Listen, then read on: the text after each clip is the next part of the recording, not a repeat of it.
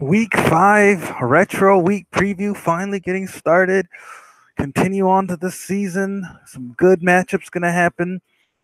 Kicking off the week, it's going to be the Dizzy Devils taking on the Empire. Dizzy Devils Empire sitting pretty opportune in the division. Um, Dizzy Devils 4. So they're both tied up at 3-1. Um, Dizzy Devils number 4 in the league. Empire number 11. System's always hating on them, but they just haven't had any spectacular wins. But they have the core, and they've been playing very well. Thompson, Travis. I mean, Richard's been playing pretty good himself. Dizzy Devils. They've had a slew of good wins. McFadden, of course, having a good season. Um, Dizzy Devils, first time being in the rankings, are all the way at number 4. They're a pretty good win last week.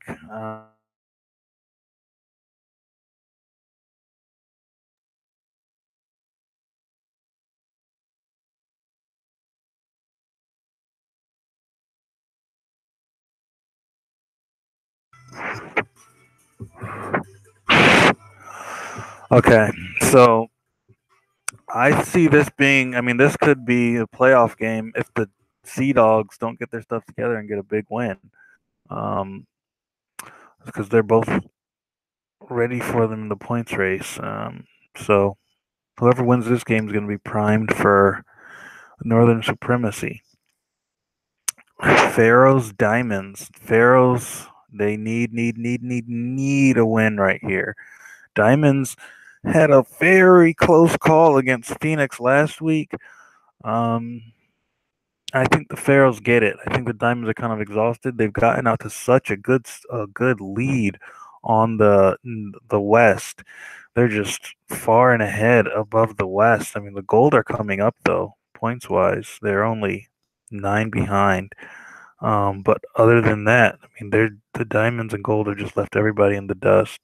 And the Diamonds have the undefeated division 3-0 division lead. So Diamonds looking to polish that off and just get their division title quickly.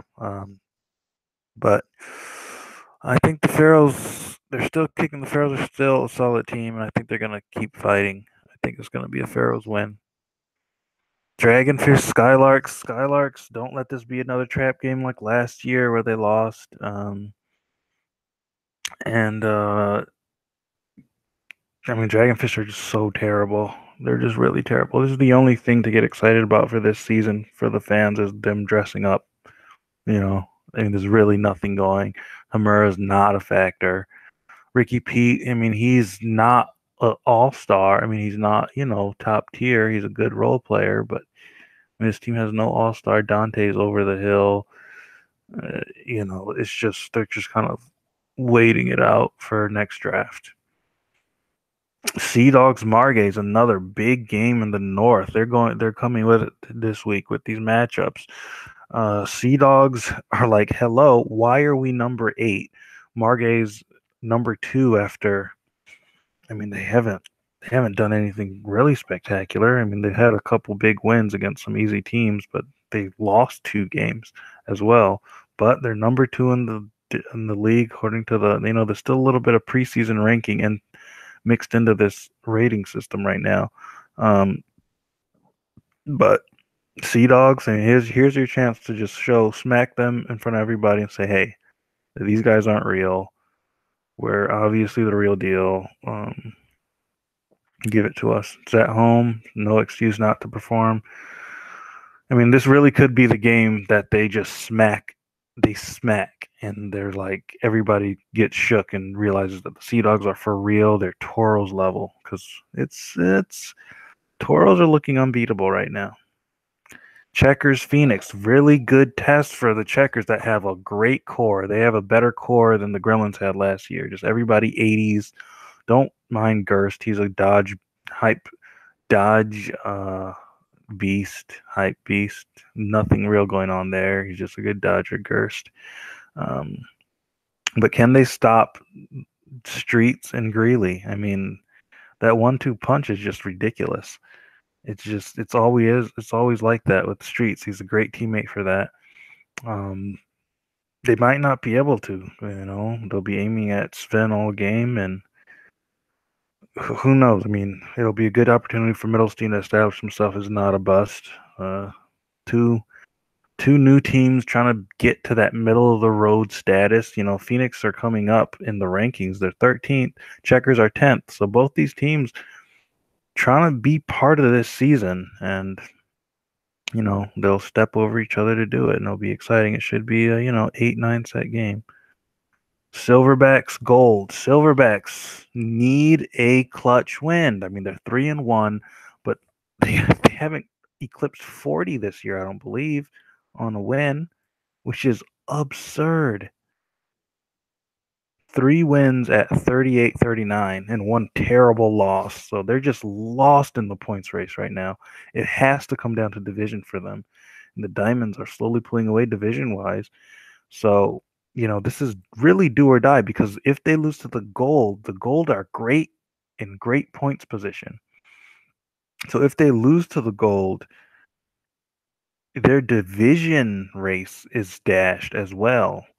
The Gold don't really mind losing this game because they're so far ahead in the points, even though they'll be 2-3. And this is just how the system works right now. It's just weird. You can play 2 completely different seasons.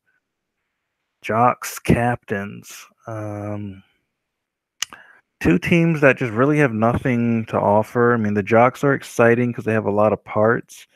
You got Temp. They got their star in Temp. You got Robertson showing out. James kind of being the veteran guy. But their division is just so tough. They're sitting at 19th in the league, no wins, not even close to winning. Captains 2-2. Got some wins against some terrible teams in the Gremlins and the Reapers, but other than that, they're probably just as bad as them. They just, both these teams just kind of need another off season. I mean, for the Jocks, the Jocks should win this game. They're in a way tougher division, so if they were in the Midwest, they probably would be 2-2 as well. Gremlins Reapers. Who would have thought it would come to this? Week 5, they both need their first win. Gremlins were the darling. They bested everybody's expectations last year, and they went in and got into the invite, and then they came back this preseason and then got into the semifinals of the tournament. They start out absolutely flat. Everybody's realizing that Mills can only do so much as a great dodger. You need a freaking dasher. You need a clutch, just haymaker as a thrower. Mills says he's just really not that. He's a good volume guy, but he's just not going to hit the haymakers. Reapers, I mean, how many resets can you get? How many new coaches? How many new, and the constant is always Jason Miller, and everybody's always hating on them, but it is what it is. They're not delivering. They're the star players. They're not delivering, and they're 0-4. Really didn't think the Reapers would get this miserable. They've been a bad team for a long time, and it's getting really tiring. And it just doesn't seem like there's any way out. So the Gremlins should get this win. It should probably be a 7-8 set game. I mean, it's the Reapers. The Gremlins actually have star power, so hopefully they get it at home, get their first win. Reapers, man, what a season. Toros Cats. I'm not going to call this a trap game. Toros are so much better than the Cats. It's not even close. Toros are just so much better than everyone. The Cats are just without a hope. I mean, they're one of the worst teams in the league. They're second worst in star power, 18th ranked, only beating the Dragonfish.